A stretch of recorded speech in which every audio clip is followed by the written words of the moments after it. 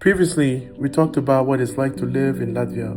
What I remember the most as a kid, like there were really long queues and I had to stand in those queues with my parent. Then we visited an old KGB house. So anybody that was deemed questioning or going against the communist regime was interrogated, and many of them were assassinated. A place where countless people suffered during one of the darkest chapters in this country's history. But today, we're going even deeper. We're heading to one of the most important yet lesser known sites connected to the Soviet occupation, a place most people have never even heard of. So let's keep exploring and continue going off the beaten path here in Latvia. It is becoming a problem because in many workplaces they require Latvian, English and Russian. But why Russian, right? We're not part of Soviet Union now. It's not official language. Official language of Latvia is only Latvian.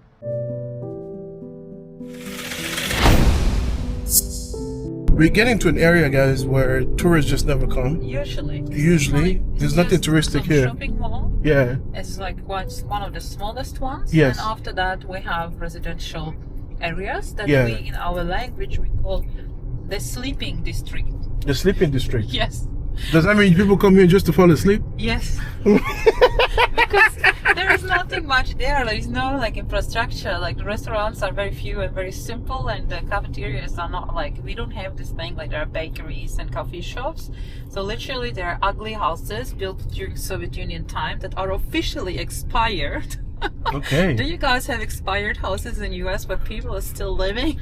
Yeah, I mean, like in the US, if you renovate your house, it doesn't matter how old it is, it will sustain the value. You know? Yeah, it's like the cheapest properties, and they are officially expired, and Wow. yet people are living there, and they're not like collapsing or anything. It's just that when Soviets built them, I don't know what the hell they were thinking. Like they had like expiration dates. Yeah. So we see, if you look there, you can start to see the beauty of the sleeping districts, and yeah, it's an old name. It just literally means the sleeping districts because people like work somewhere and they go there to sleep, and then they go to city center for everything else. And yeah, this is the reality of average Latvian middle class, lower middle class, not the highest. The highest level of middle class live in new projects. We have those two. On the right side, I think there is one, and they keep building. This is not like the best example. We have much more like fancier ones. But this is where like a typical Latvian family with a new couple, a couple of kids, doing average job, making average money, and the average salary in Riga is 1,600 euros brutto, so it means before tax, right? About 1,000? 1,600 euros. Before tax. That's the average pay for a Latvian In Riga. in Riga. Outside Riga is much lower. Lower, yeah. So a rent here would be much cheaper than in Riga city center. Yeah. So if you live here like one, I mean when we say 2 rooms we mean 1 bedroom, that's the thing here. Yeah. So let's count the bedrooms so everyone understands. So if you have like 1 or 2 bedroom apartment, the rent would be somewhere, I don't know, 300, 400, maybe 500 if it's a good renovated apartment. Yes. But the problem is in Latvia, we have officially the highest utility bills in the whole European Union, higher than Norway, the rich country. Whoa. How much you looking at for And you? you never know how much it's going to be in houses like this with the central heating, because they choose the price every season, and it's like a surprise. Every month there is a surprise how much you're gonna pay for the heating, and you have to pay for heating, central heating. And you know, in Latvia we have 4 seasons, so the heating season starts around October and then lasts till end of April, so that's most of the year, every month. And it depends how cold it is, and it depends on so many things, and you never know. Like you can easily get 300, 400 euros just for the heating. The bigger the apartment, the more expensive it is. Plus you have to pay for garbage, plus you have to pay for cold water, then you have to pay for cold water being heated, and then you have to pay for Wow. what is it called? Canalization, we say. I don't know, is that the correct word in English? Yeah. So basically you have like, sanitation, yeah, like 4 or 5 different bills regarding power alone. and phone and And everything internet else. and cable TV comes Yeah. on top of that. And then also you have to pay a certain amount for the whole house maintenance, like, electricity in the staircase, changing the bulbs, and sometimes also the owners of the apartments decide to do certain like facade renovation or make the house more energo efficient. So then your heating bills would reduce. So then they have like a budget that they set apart. Everyone is paying a little bit. They put it aside, and then when they have enough money gathered, then they do the renovation project of the roof or of the facade or of the staircases. So that all comes on top of that. So if you have a rent, you're lucky, you found 250, but 250 would be really not renovated in this kind of neighborhood where there's nothing else, but you can just sleep there. So you can easily pay another 400 on top of that. It's just super easy. And the worst part is like you never know, and the prices of the central heating also depends on the provider. Like some people installed the gas heating because it was cheaper, and then the war with Ukraine started, the Ukrainian-Russian war, and then suddenly the gas price was the highest.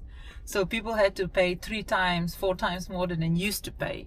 And nobody, of course, increased your salary 3 times more. So yeah, a lot of people were getting rid of their apartments, moving to countryside, living with their parents, whatever solution they could have found. Because it was tough, and it's always like gambling, there is nobody, the government don't restrict, there is no ceilings whatsoever. Yeah, so basically she's talking about the power, the electricity, and how you don't control, like you have no idea. I forgot the bill of electricity comes on top of the heating, electricity, water, hot, cold separately, and then the garbage and all those things are coming on top of each other. So yeah, it's a lot. Yeah. So would you say that is there a middle class in Latvia, or do you think most people are below the middle class? What would you say, the average person here? Officially, even the statistics is, and it's not happening only here, it's happening like everywhere in the world. We have the polarization. So there is the rich and there is the poor. And it's not so much of the middle class. Like, for example, when we look back at the Soviet times, there you actually had an actual middle class. And the poor people were like, if any, were really, really small percentage. And then you have the wealthy people, and they were also very small percentage. But now I would say the middle class is not really that middle anymore. So it's a lot of people who like struggle with money, and they make not so much money.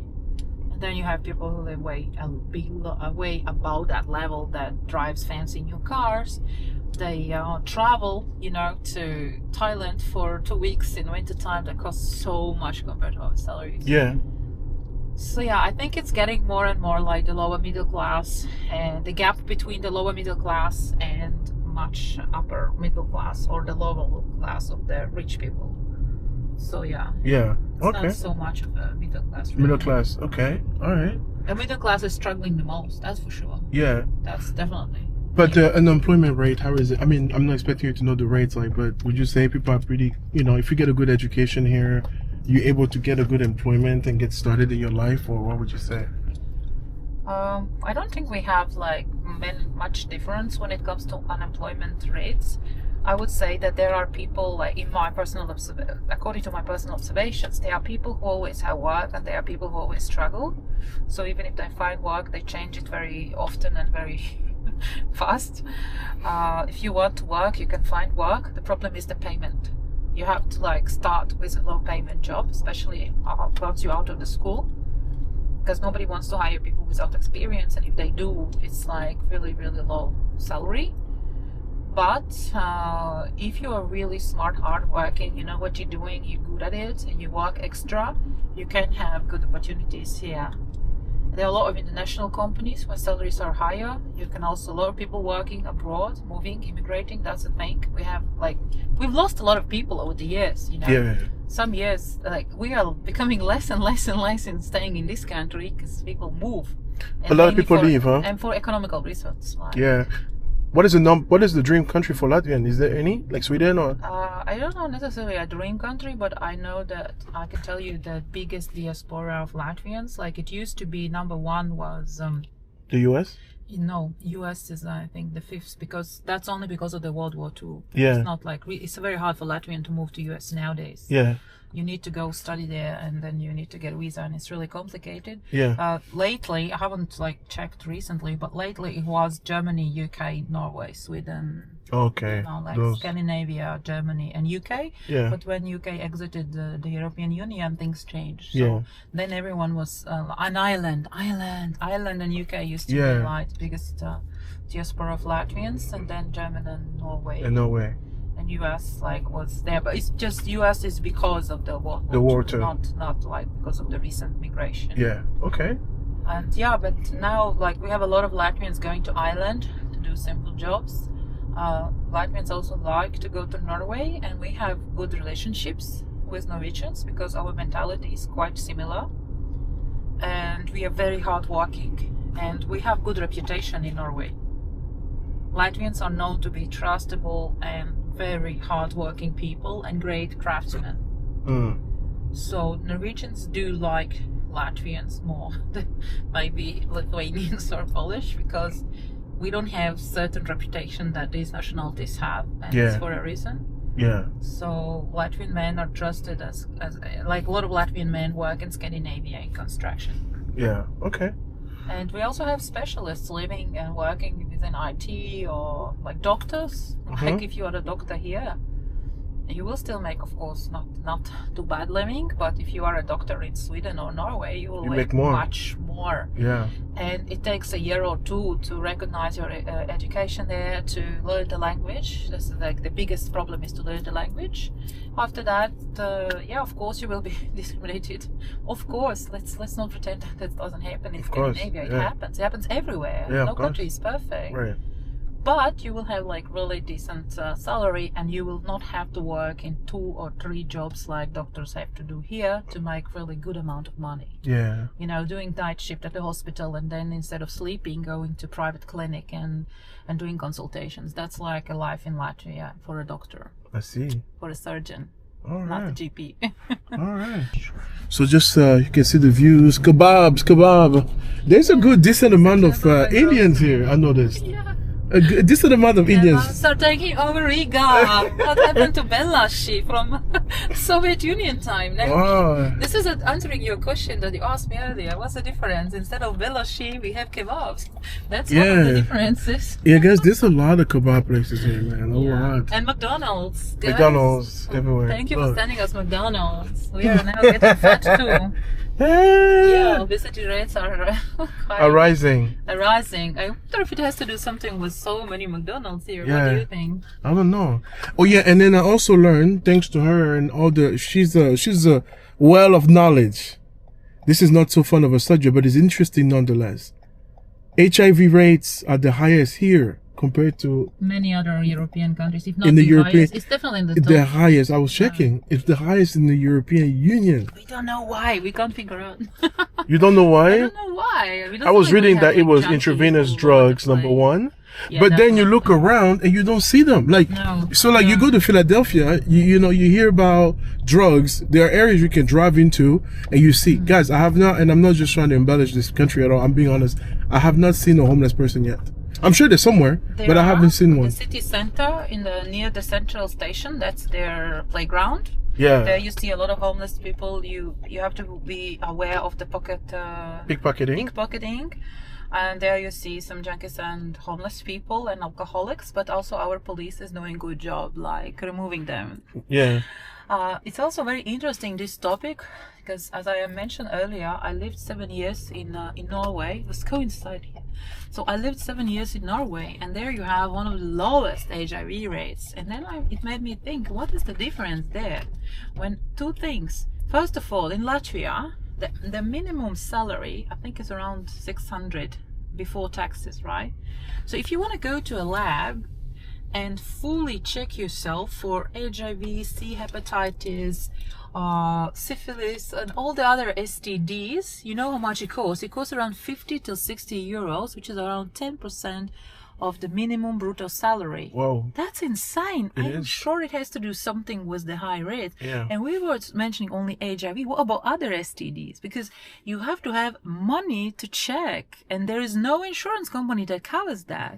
It's like almost none of those tests are ever covered, not by government, not by the insurance HIV company. testing is not covered by the insurance. Never. So if you make 600 euros a month, you're at the bottom, and you have is insurance mandatory for everybody here? No, it's voluntarily, but now it's getting more and more popular. But you can get insurance only through workplace. You can't What? really get insurance if you are like a private person, because the deal is that certain numbers of employees must buy the same insurance card Yeah. to get a deal. So you must work in a good enough company that provides the health insurance for the employees, and that's not at all workplaces. It's definitely a big bonus, because healthcare here theoretically is for free. But you That's just must an ask. wait 6 months, 9 months sometimes to get like CT scan or to get like, Wow. or queue for hours or days. So me personally, I almost never, in the last 5 years since I moved back, I almost never used the government provided healthcare because it's too long waiting time. Let's say if I want to do an appointment with a doctor and I call, I say, hey, I need to get an appointment with a dermatologist. Like, okay, are you going to pay yourself or you're going to go for the government? I said, no, tell me the waiting time. Okay, if you go with the government, you must wait minimum 3 months. But I heard in US is much worse, right? Even with the insurance. Well, I was just gonna say that it seems like every country that has nationalized healthcare, that everybody complains about the same thing as the wait time. The good thing in the US though is that if you have private insurance, you are gonna be seen really fast. We actually have Canadians Yeah. coming into the United States for procedures. Yeah. So yes, not everybody has insurance in the US, of course, but people who do, they want to keep that insurance. Yeah. The Americans do not want governmental insurance. No. And then I hear you talk, and it shows you getting the same, Americans are right for saying they don't want it. yes. They don't want it. Like, it makes sense now. But- Because you're living through it and you say you don't like it. The wait times so are too if long. I say, oh no, it's okay, I'm gonna pay. Okay, at some clinics it still might have maybe 1-2 weeks waiting time. But if I live in Riga, I can assure you I can find an appointment tomorrow. If I'm not specific with which doctor I wanna have it, Yeah. I can find it tomorrow because somebody will cancel. We have good systems to see somebody has a free gap. So I can just, a window, somebody cancels. So we have like systems for that. And I can go to the doctor. Private consultation with a doctor costs around 50 euros. If you go by the government, it costs 4 euros. It's a very huge difference. And the insurance card costs around 500 euros per year. Yeah. But if you have it, it's covered by employer. Yeah. But it's also a lot of money if you think about it. Oh, it's it a is. lot of money. Yeah. But yeah, and for kids, it's for free till 18. It's for free for kids. But also, like if my son was having strep infection, and the government waiting time was for the government doctor at the children's hospital was so long, so I have to take him to private specialist 3 times, each time 50 euros, and that's just the way it is. And no insurance for kids. Wow. I never heard of it. I know there's insurance for pets. It's getting popular because, like, if your cat gets sick or dog, just be ready to spend 150 euros easily. It's very popular in Norway. They have insurance for pets because their one consultation, minimum, the consultation will cost 150 euros. And people love their pets. They will pay whatever it's needed. But then they don't have anything for the kids. Um, No insurance for the kids. Where? Here? Yeah. No, I never heard. Because kids don't work, right? Wow. They're not supposed So who's a kid? Like anybody under 18, right? Yeah, everyone under 18. But you have government insurance automatically, don't you? If we don't call it insurance, we call it free healthcare Free healthcare. and free free education, primary and secondary, Yeah. and free healthcare for kids. So that's a good thing here. That till the 12th grade you can study absolutely for free. You must purchase some, notebooks and pens and stuff. Okay. But it's generally for free. There are private schools, but it's optional. It's not very many of them, and necessarily not the quality is better at a private school. Okay. And the private school varies starting from 3,000-4,000 a year till 10,000-15,000 a year. All right. So, All right. International schools. Sounds good. So yeah, going back to the sexual health, I wanted to tell like the difference like between Latvia and Norway. Norway has super low rates. In Norway, they have a health center, sexual health center, always doing tests every day for free. You just go there, you sit in a queue, and you fill a very embarrassing form about your sexual history the last 6 months. And nobody's honest, because if you're honest, they just call you in and ask what's going on. Why are you having so many sexual partners? Wow. A doctor will look at you and test you inside out, you know. Wow. But the point is that you can go in there whenever you want, queue for 1-2 hours, fill embarrassing forms, and get all tests done absolutely for free. Anytime, as often as you want. And if you are extremely naughty, then the gynecologist will see you for girls, right? Do a proper test, and a gynecologist consultation in Norway is also 150 euros. So you can save easily 150 euros. Just fill the form, says, I've been a very slutty girl. I had many partners. And you get a free consultation, and your health is good. And they're really nice and kind. You can get free condoms there, like. Yeah. And then they don't have the rates high. It's really one of the lowest. And when it comes to junkies, they give the substitute drugs for them for free. They give free syringe and needles. And they treat junkies as sick people, which obviously they are. I'm not arguing that. So I have seen in Norway, next to the central station, people doing drugs on the street, on the sidewalk. I have never seen it here. But there, people are allowed to sit on the sidewalk in the center and do their substitute drugs. Yes. And the policy of the government is better, because they will not do crimes, they will not steal, they will not rob, and they get clean syringe, clean needles, so the spread of the disease is much less. And I can say it's working. It's not pleasant to watch, but it has its results. Yeah, and then here where I have barely see it, the rates are skyrocketing. You know, so sometimes more control means more problems, you know, than less. I think that's, you know, what we can gather from this.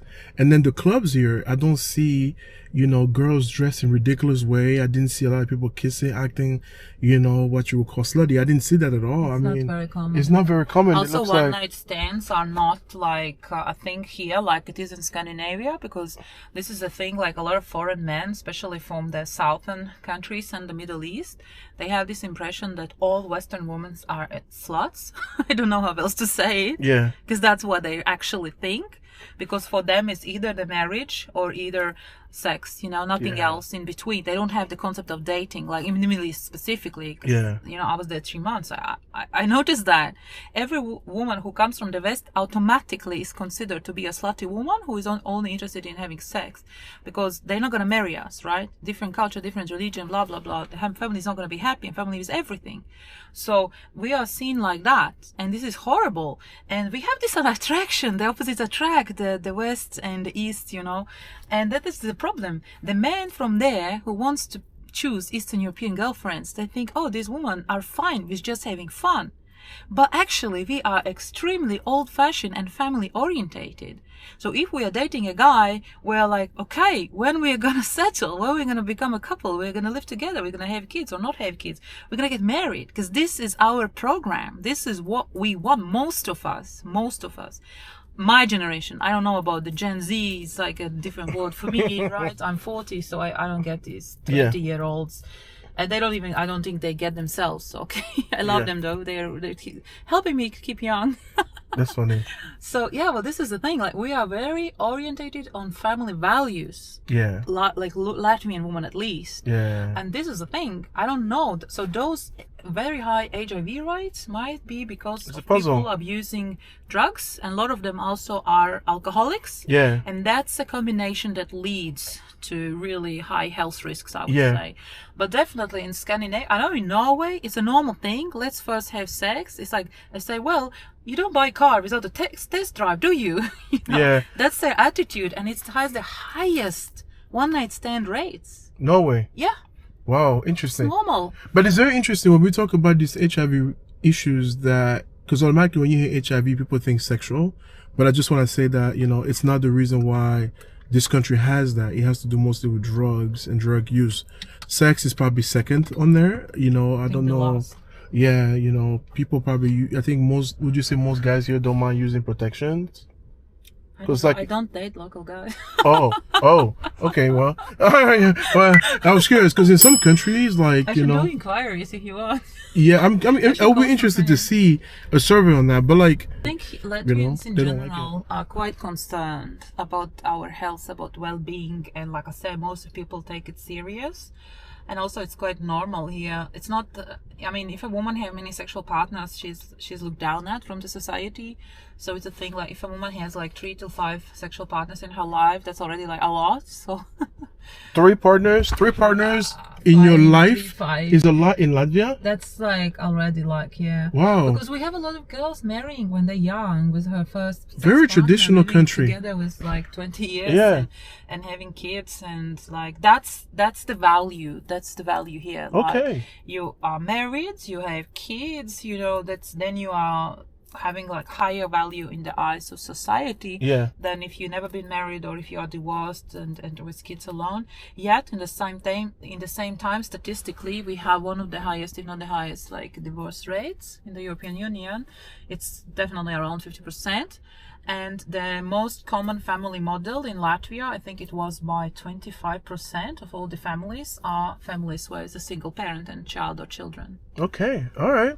So guys, now I'm just showing you quickly what it looks like to live in what would you say, €200 a month? 2 to 4 depends. 2 to 4 depending on how many bedrooms probably, you know, so you can see. Yeah, the level of renovation. Yeah, like this gigantic communist style construction. You know, just super narrow yards. Hassle to park. Yeah. So many holes. This is like one of the best level of the quality of the yard we are driving now, because it's like a potholes once in 20 meters. Like, yeah. I have seen so much worse that it's almost impossible to drive. I do not understand how people actually live there, how they go out with a baby stroller, how kids are driving the bicycles in these yards. I just don't get it, really. Yeah. And nobody cares because it's a private property. That's right. Like, you have to fix it yourself if you want, and people are not willing to do that. Wow. They don't have money, simply. Yeah. You see these buildings. Man. And as you see on the first floor, there are metal bars. Yeah. Because the criminality, when it comes to apartments being robbed, is pretty high here. That's why apartments being robbed. That's why they have metal. That's why they have metal. It's like, I think it's really sad. It feels like you are living inside a prison. It's your home. Give me a second. I'm gonna show maybe a little bit closer. One sec. She can't really stop here, so I just want to show you what she's talking about. You know, it's like this metals right here. You see it like right there, so people don't break into the apartment and stuff like that. All right, so that's what she's referring to right there. And they usually put these metal bars on the lower floor. You see, from here to there, all around, it's just this gigantic, you know, communist style construction. So people sometimes think, you know, everything is all great in Europe. They don't imagine. I mean, people are paying €200 a month, making about €1,000 a month. That is nothing, guys. That is nothing. And then you will say, well, things are cheaper. Yeah, but not that much cheaper compared to what they make, you know. Like, this is what's considered middle class, but it looks more like lower middle class, you know. I wish I could get inside, but this kind of construction is really difficult if we don't know anybody to just get inside. All right, well, let's continue to visit and learn some more. So yeah, so this is definitely, you would say, the lower middle class in a sense. Yeah. You know, and you know, it depends. Some apartments, like, they look so depressing from the outside, but yeah, inside it's like top, super nice, huh? Top design renovation. Wow. And, okay. The prices are still much more affordable, so you can buy an apartment here and renovate it, and you will have your little bubble inside. Yeah. And outside it is what it is. You will always like struggle. They give permissions. You have to pay for them or something. They give permissions for you to park the car, but it's always crowded, and it's like. And sometimes we have cases, it depends on which neighborhood. This one is not necessarily the worst one, but there is another one where cars are getting burned during night and damaged just because some hooligans think it's really funny. Wow. And also in neighborhoods like that, you have the local lightweight gangs gathering, drinking, you know, harassing other teenagers. Yeah. that's part of these neighborhoods. And then you have older elder ladies sitting on the benches and judging everyone passing by, because that's their entertainment left. And then you have like families with kids. You have certainly some students, because those flat owners who start their real estate journey by purchasing or maybe heritating an apartment here, when they raise up in their career, they buy an apartment in a new project or a house, and then they rent out. And therefore you have students and also here living. This house, I think, is one of the most depressing ones. And also all the architecture here is just like pretty sad. Yeah. And then each of these neighborhood have like a small shopping center. Market. Yeah. It's not a shopping center, it's a market. It's like literally a branch of the Riga Central Market. All right. We have it all over this, like here you see all those buildings look so similar. They're all built in the Soviet Union time, and we have them in each town. Wow. You can Look at go this. to any of the big towns and you will have exactly the same building. Same little construction. Same This construction. big packed cement 5 to jungles. 9 floors. Yeah. Yeah, that's Cement jungle. our Soviet Union heritage. All right. Still hanging out away from the tourist traps, away from the tourist spots. I'm not even going to attempt to read this sign, but you tell us, where are we and what is going on here? Am I getting kidnapped here? What's happening? I have a challenge for you. What? Can you say Shtirotava? Stira Tower. No, Stira you Tower. can't. Try again. Shtirotava. Stira Tower. No, it's hopeless. Is that the name of the Shtirotava is the name of this neighborhood, and it's the name of the station as well. There's a train station here, and Shtirotava in Latvian means the sorting place, the place for things to be sorted. And it's because of the train customs checkpoint is just further up the train tracks. And it's also ironically that this was the train station where the last one where people were brought from different parts of the country to be sent to Siberia. So they also were sorted, right? Wow. At this place.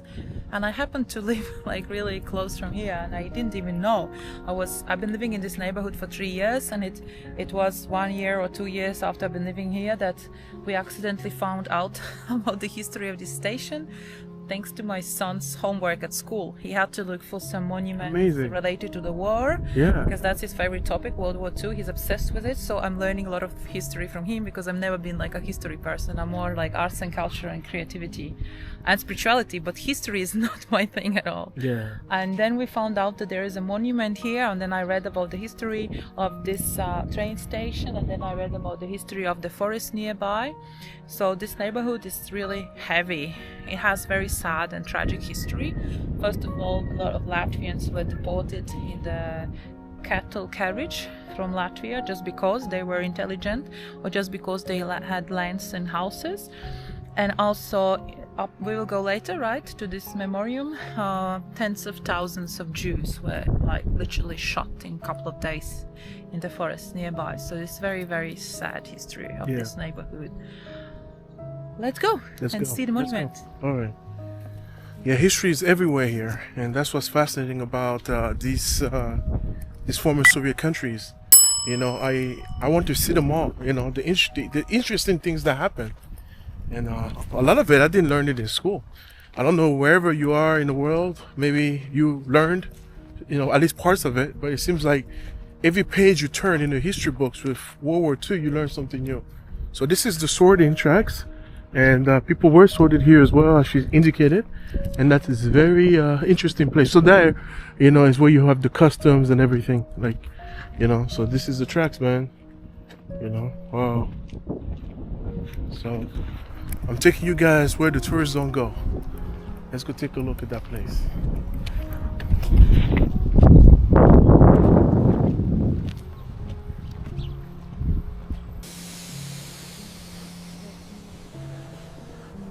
Old Soviet train station. Wow. This is Latvia. Look, it's so green, right? So peaceful, so quiet. You hear the birds are chirping. Yeah. And we are 10 kilometers away from the city center. Yeah. There is the sleeping neighborhood Yeah, on yeah. one side, and Yeah. lady walking her dogs, and Yeah. so it's really peaceful here, Yeah, really yeah. green Yeah. in summertime. Yeah. Love it. All right. Yeah. Skirotava. Stiratawa. That's it. Stiratawa.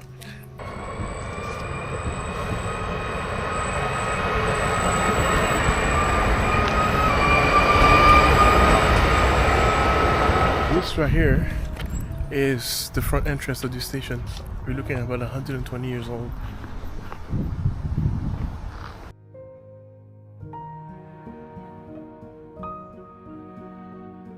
This building is 119 years old, Yes. and this is the last site. Many Latvians who were deported to Siberia by Soviet regime, including my own family. This was the last site they saw, the last stop they had. And a lot of people were embarked on trains at this station. This was the last stop. And think about it. Such a sad history.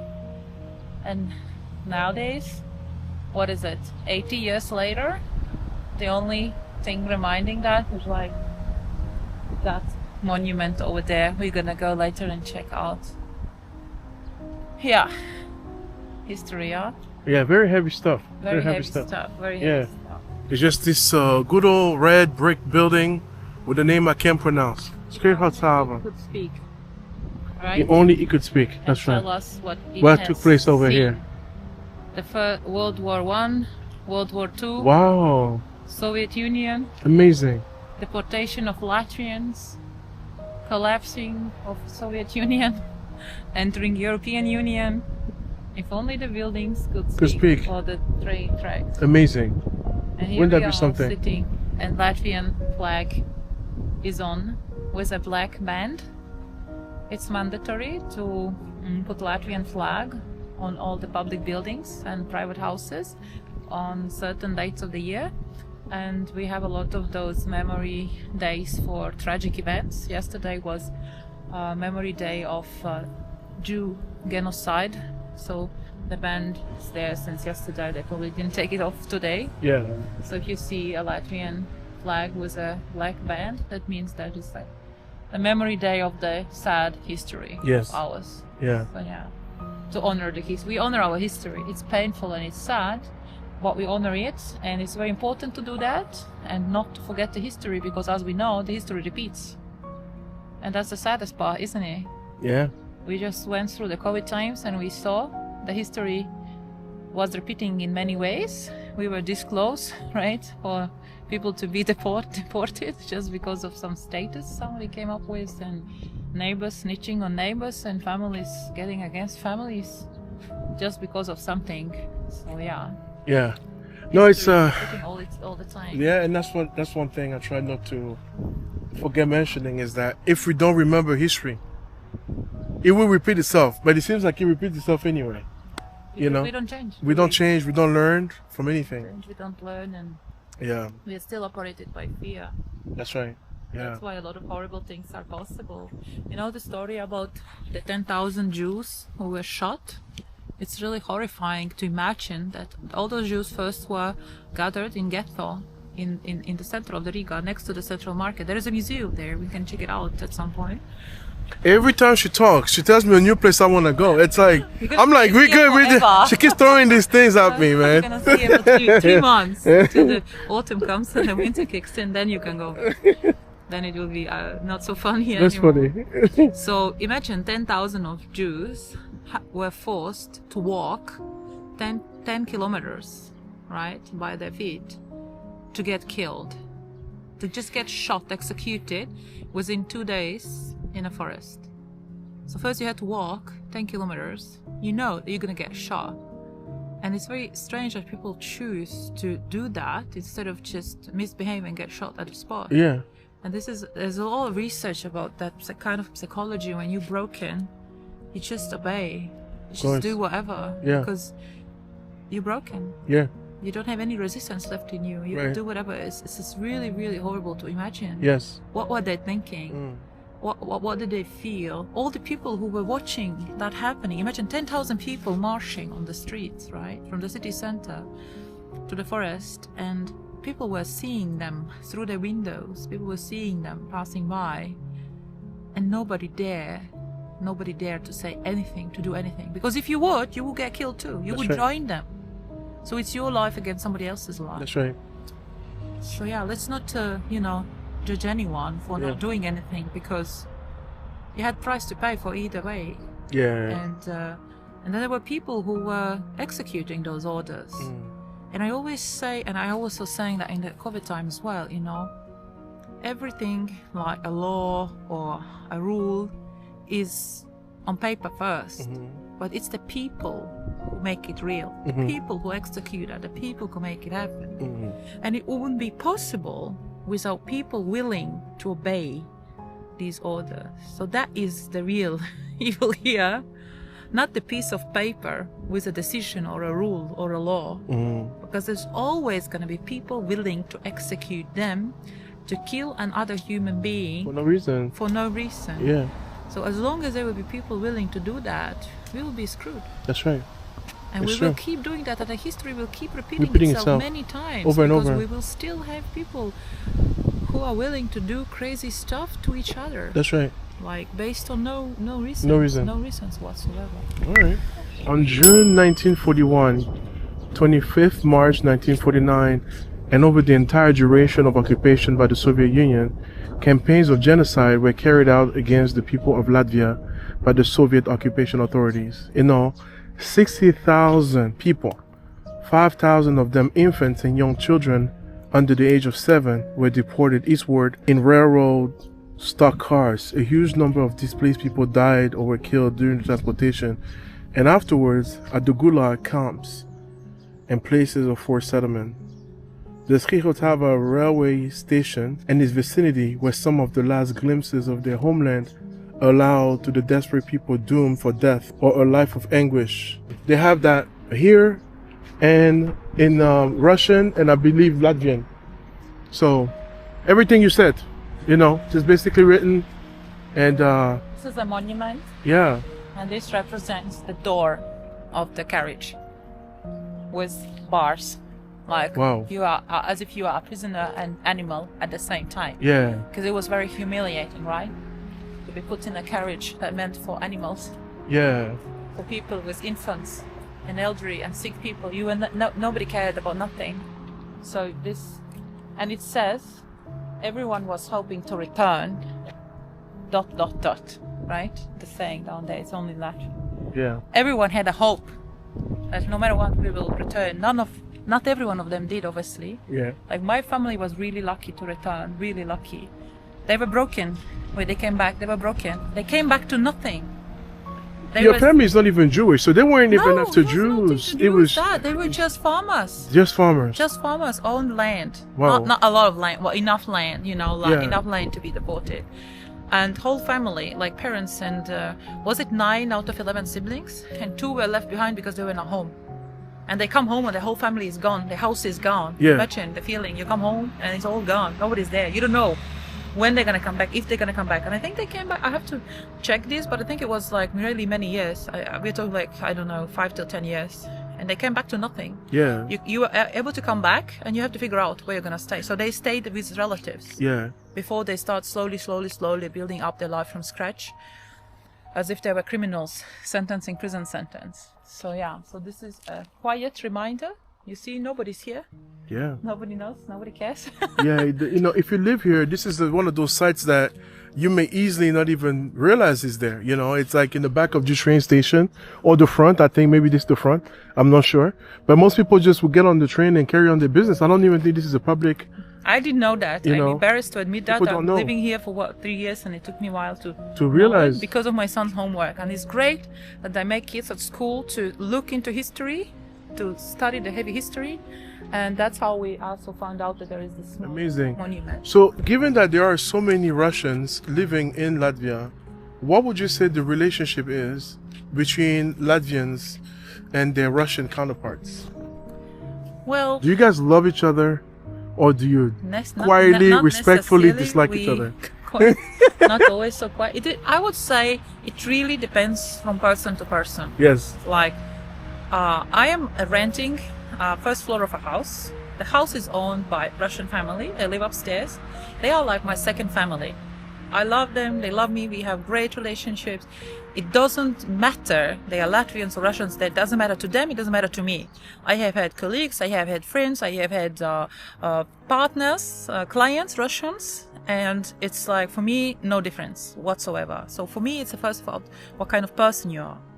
On the other hand, we just had a little incident. If you notice filming the previous video, there's a guy who came and sat next to us.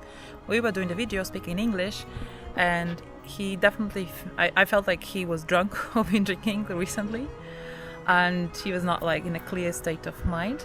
And he was speaking Russian to me and just getting into middle of our conversation in Russian, saying, "What are you talking about?" Which was quite rude, right? And then I answered him in Latvian. I said, well, we were talking about a tree growing on the roof, which is quite innocent thing to say. And he was like, what? In Russian? Like, he didn't understand what I was saying. And I repeated in Latvian because I am Latvian, we are in Latvia. Like, why on earth I would respond him in Russian? Because the way he approached me was not quite kind way. And then when I repeated it and he didn't understand, he was making some really negative and aggressive comment. It didn't make any sense.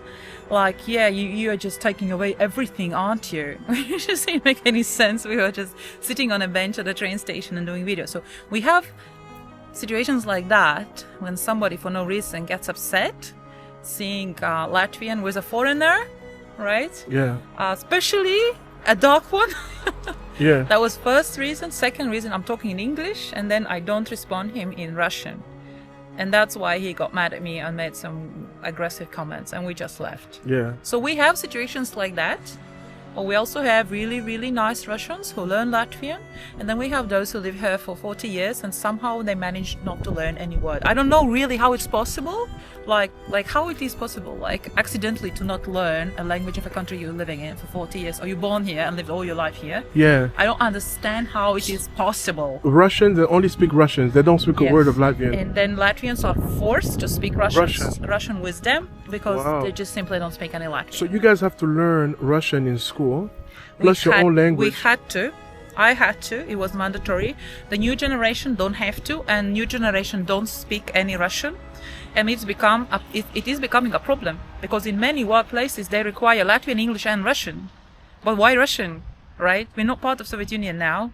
It's not official language. Official language of Latvia is only Latvian.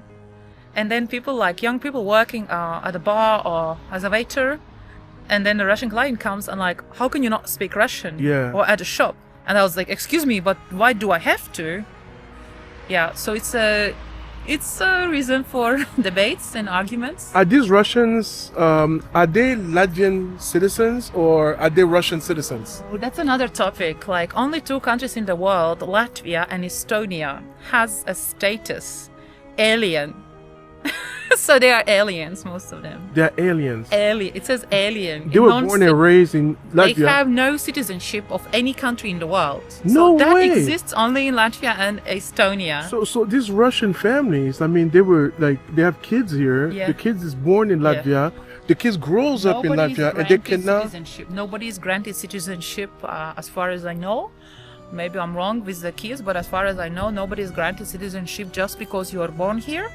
So if as an adult, if you want to get Latvian citizenship, you have to go through a process that is called naturalization. So you're being made Latvian, right? So a rule to pass the test, you must pass the test about history, and that's where many Russians fail, because the Soviet Union and Russia still has a stand that we didn't occupy Latvia. You agreed. So it was consensual occupation. I see. Because our president was forced to sign the papers that he gives over the power, and then he disappeared and nobody ever heard of him. So he was obviously killed. And they claim that he did it voluntarily. It was consensual, right? Somebody puts gun to your head and says, sign the papers, and if you do, oh, it was consensual. So this is like the big problem for Russians, ethnic Russians who were born here. Because to become Latvian, you must admit that it was occupation. You must learn this side of the history. Yeah. And this is where they just like, no, come on. like, no, that's not what happened. So we have this disagreement about what happened really. So they claim that they never occupied us. It was voluntary. It was consensual. Consensual. It was consensual. No Our problem. president just decided to give over the power. So since they cannot be Latvian citizens, how does that impact, let's say, the job searches and things like that, the integration in the country? Because if they're not citizens of Russia, of course, they speak Russian, but they don't live there, and they're not citizens of your country. So how does that work for them when it comes to jobs and things like that? Well, officially there is a rule that you must speak Latvian in order to work, especially with clients, like at schools, doctors, shops. Now they are more strict. The language center is and the labor inspection is checking that. But at the same time, we have neighborhoods that are purely, like mainly inhabited by Russians, like this one where we're at, and the previous one where we were filming. And if I go to the grocery shop there, like everyone speaks Russian, like originally, but somehow even looking at me, they can tell I'm Latvian, so they automatically switch to Latvian when they're serving me. Strangely enough, right? They can just tell the difference by looking at me without I say even hello. When it comes to private businesses, we have companies that are mainly Russians, mainly Latvians, and then we have companies. It's not so much merged in the business environment. So that's the thing. So there are companies that the work language is mainly Russian, even it's against the law. But if you have all the Russians working there, so no problem. But all the documentation, the agreements and the invoices, it still must be in Latvian. Yeah. But the work language in the company is Russian. In Russian. And the same, we have international companies where the work language is English, right? So yeah, it's tricky. but you don't need your passport to find work, but you must somehow know Latvian. But it depends on the position of the company, because foreigners also are working here without knowing Latvian. So it depends what kind of job you have. Yeah. Especially if you work for governmental institutions or public services, then you must know Latvian. So that means that either you have passed the tests that you can prove that you are fluent in Latvian, or you have Latvian passport, which means that you have also passed the language test. Okay. So we have a lot of Russians who speak perfectly Latvian, and they speak Russian amongst themselves, and they speak Latvian to Latvians. Like no Latvian ever have any problems, any confrontations, any situations with these Russians. Okay. Like we don't care. You speak Latvian, I speak Latvian with you. Some Latvians, because of the painful history, I hope you can understand, it's a matter of principle. Like, why would I speak Russian to you if you are here so many years and you haven't bothered to learn the language of the country that you are living, right? Yeah. It's kind of annoying for us. Okay, all right. And at the same time, Ukrainian refugees come here and we have no problem speaking Russian with them. Even it must be more painful for them speaking Russian, right? Yeah. But we have no problem speaking Russian with them. But it's a matter of principle speaking Russian with a Russian who lives here for many, many years. It's a matter of principle for him not to learn our language. Makes so sense. then it's a matter of principle for us not to speak Russian with him. Right. Even like I can speak Russian very good, but I choose not to unless it's absolutely necessary. Yeah. Because of the painful history and But I can. But generation younger than me, who are in their 20s and even early 30s, they can't speak Russian. They just simply can't. They don't understand a single word. Yeah. Because they never had it at school. Makes sense. So all right. Sounds that's good. what it is. All right. Let's go. Let's go. So we are walking away from this very emotional place. Thanks for explaining these things. Any final words before we continue to the next area? Yes. As we are leaving and there are more tracks to cross, there is a sign that says, watch out for the train, be aware of the train, right? Be careful, there is a train coming. As you can see the sign over there. Yeah. And every time I'm passing by here, I keep thinking, is it really train we should be watching out for? Because when we look back in the history, it was the humans doing that to other humans. Yes. The train is not the dangerous part in this story and this station. It's another human doing horrible things to another human. So watch out for humans. All right. Walking these tracks, you can still feel their pain. Families once stood here, confused, frozen, torn apart, sent far away from the only home they knew. It makes me wonder, how could we, as humans, do this to one another? These rails carried not just their bodies, but hope that was never allowed to return.